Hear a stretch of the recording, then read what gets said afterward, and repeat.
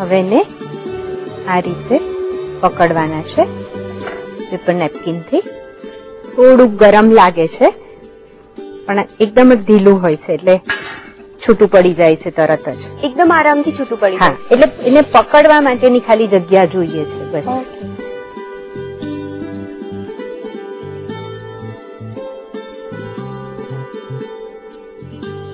Corn ઉપર આપણે ચોકલેટનું coating કરીએ છીએ એટલે એના માટે ડબલ બોઇલરમાં ચોકલેટને ગરમ કરીશું. અડધા બાઉલ જેટલી ચોકલેટ લઈશું અંદર. જે રેડી ચોકલેટ મળે છે એ કુકિંગ ચોકલેટ. હા, અત્યારે આપણે જે રીતે કરીએ છીએ એ સિવાય પણ ચોકલેટને બીજી કોઈ રીતે મેલ્ટ કરી શકાય છે? માઇક્રોવેવમાં કરી શકાય પણ એમાં બહુ ધ્યાન રાખવું પડે છે. ખૂબ જ ઓછા ટેમ્પરેચર ઉપર 10 સેકન્ડ માટે મૂકીને જ તરત કાઢી લેવાની છે, નહીં તો બળવાની સ્મેલ આવી જાય છે. એટલે સૌથી સેફ મેથડ છે ડબલ બોઇલર. અને ચોકલેટની અંદર ઉપર કોટિંગ બરાબર થાય એના માટેની ટેમ્પરિંગ મેથડ છે. એટલે તમે 32 ડિગ્રી ગરમ પાણી ઉપર આ રીતે મેલ્ટ કરો, પછી એને એકદમ ચિલ્ડ વોટરની અંદર 1 મિનિટ એ બાઉલ મૂકી દેવાનો છે. અને ફરીથી 28 ડિગ્રી વધારે ગરમ કરી અને પછી એનું કોટિંગ કરવાનું છે. પણ એ ક્યારે કે જયારે તમારે ખાસું એમ કે કોટિંગ એટલે ડબલ આખા કોન ઉપરનું કોટિંગ આખું કરવું હોય તો આ મેથડ થી તમે કરી શકો. પણ આપણે કેવું છે કે આપણે તો ખાલી ઉપર ને નીચે બંનેનું ખાલી લેયર જ એક કરવું છે, એટલે મેલ્ટ થાય ત્યારે પણ આપણે કરી શકીએ છીએ. એટલે આપણે અત્યારે એ મેથડ પેલું ઠંડુ પાડવાનું ને ફરીથી ગરમ કરવાનું, ટેમ્પરિંગ નથી કરતા.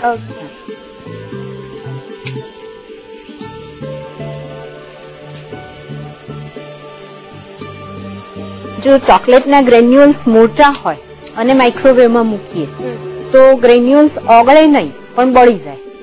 એટલે એકદમ નાના ગ્રેન્યુલ્સ લેવાના અને માઇક્રોવેવમાં ફિક્સ ટાઈમ નક્કી કરી અને મૂકી શકાય. હવે ને ગરમ પાણીમાંથી બહાર કાઢી લઈએ છીએ.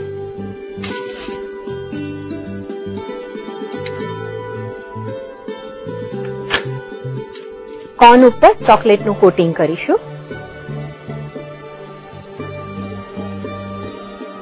તમે કહ્યું એમ અત્યારે આપણે ખાલી ઉપરના થોડા અને નીચેના ભાગને કોટ કરીએ છીએ, પણ that is again depend to choice કે આને થોડી અલગ રીતે પણ કરવું હોય તો કરી શકાય ને. તમારું ઇનોવેશન છે આમાં કે તમને જે રીતે ગમે એ રીતે કરી શકો.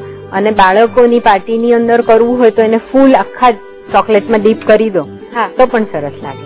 જે લેયર કર્યું છે એની થિકનેસ કેટલી રાખી છે? જસ્ટ મોંમાં નાખીએ તો ચોકલેટનો ટેસ્ટ આવે એટલી જ. એકદમ પતલું લેયર છે. હા,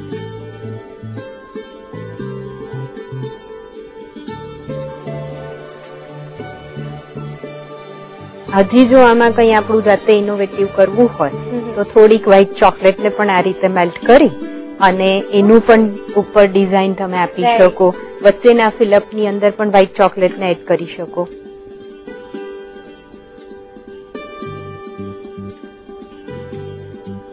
અને ફ્રીજમાં થોડી વાર ચોકલેટ કોટ થઈ જાય એટલી વાર મૂકી દઈએ છીએ.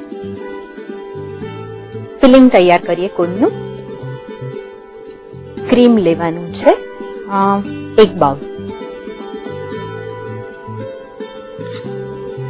3 ટેબલસ્પૂન જેટલો માવો એડ કરીએ છીએ, મોળો માવો. આઈસિંગ શુગર એડ કરીએ છીએ 3 ચમચી જેટલી. ઓરેન્જ જ્યુસ અંદર નાખીએ છીએ.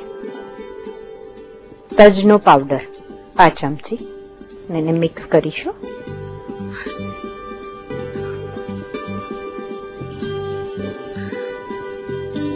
જે રીતે કોન માટે હતું એ રીતે ફિલિંગમાં પણ માપમાં એકદમ પ્રિસાઇઝ રહેવું જરૂરી છે? એવું નથી, ખાલી તમે ક્રીમ અને આઈસિંગ શુગર માટે પ્રિસાઇઝ રહી શકો. બાકી ફ્લેવર તમને જે ગમતી હોય એડ કરી શકો. પછી તમને માવો ન ગમતો હોય અને એની જગ્યાએ તમારે પનીર એડ કરવું હોય તો પણ તમે કરી શકો. અને એના માપની અંદર કોઈ પ્રિસાઇઝ રહેવાની જરૂર નથી.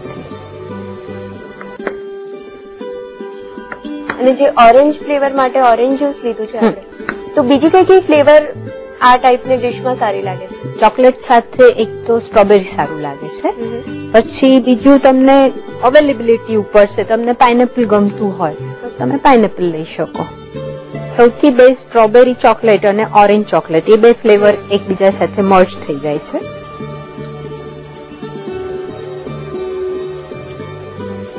એને ફિલ કરવા માટે કોનની અંદર આપણે ઇઝીલી ફિલ કરી શકીએ, એટલે આની અંદર નાખીએ એને.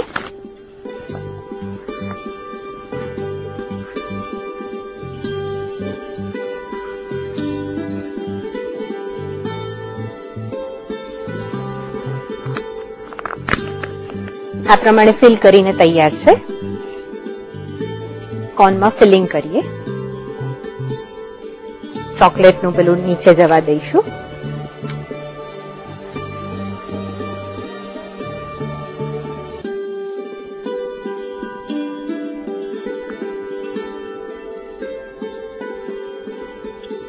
ઓરેન્જનું સિરપ ઉપર નાખીએ, ચોકલેટ અને પિસ્તા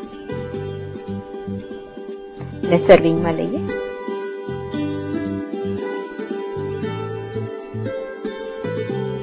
માઉથ વોટરિંગ, નાના બચ્ચાઓથી માંડીને મોટા સુધીના ને બધાને મોંમાં પાણી લાવી દે તેવા કનોલી કોન્સ તૈયાર છે.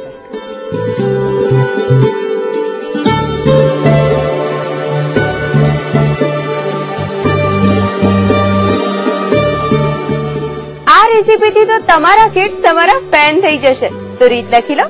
કનોલી કોન્સ બનાવવા માટે જોઈશે cooking chocolate half bowl, cream 1 bowl, મોળો માવો 3 tablespoon, icing sugar 3 teaspoon, orange juice 2 teaspoon, તજનો પાવડર 4 ટીસ્પૂન. કોન તૈયાર કરવા માટે મેંદો 5 cup, butter 1 tablespoon, icing sugar 1 tablespoon, દૂધ જરૂર મુજબ. ગાર્નિશિંગ માટે કુકિંગ ચોકલેટ, પિસ્તા. કનોલી કોન્સ બનાવવા માટેની પદ્ધતિ: સૌપ્રથમ બાઉલમાં મેંદો લઈ તેમાં બટર, આઇસિંગ શુગર અને દૂધ ઉમેરી લોટ બાંધી દો. પછી કોનના મોલ્ડ પર બરાબર રેપ કરી શેપ આપી ફોર્કથી ડિઝાઇન કરી દો. પછી તેને ઓવનમાં 200 ડિગ્રી પર 10 મિનિટ બેક કરી દો. હવે બાઉલમાં કુકિંગ ચોકલેટ લઈ તેને ડબલ બોઇલરથી મેલ્ટ કરી દો. હવે તૈયાર કરેલા કોન ઉપર અને નીચેના ભાગે બરાબર સ્પ્રેડ કરી દો. પછી ફ્રીઝમાં સેટ કરવા માટે મૂકી દો.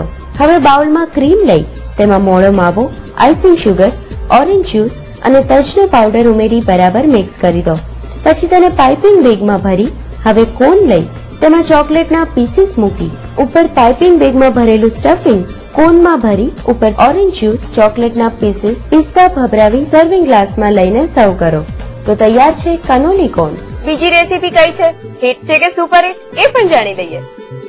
પૂર્વબેન, બીજી રેસીપી કઈ છે? નથી.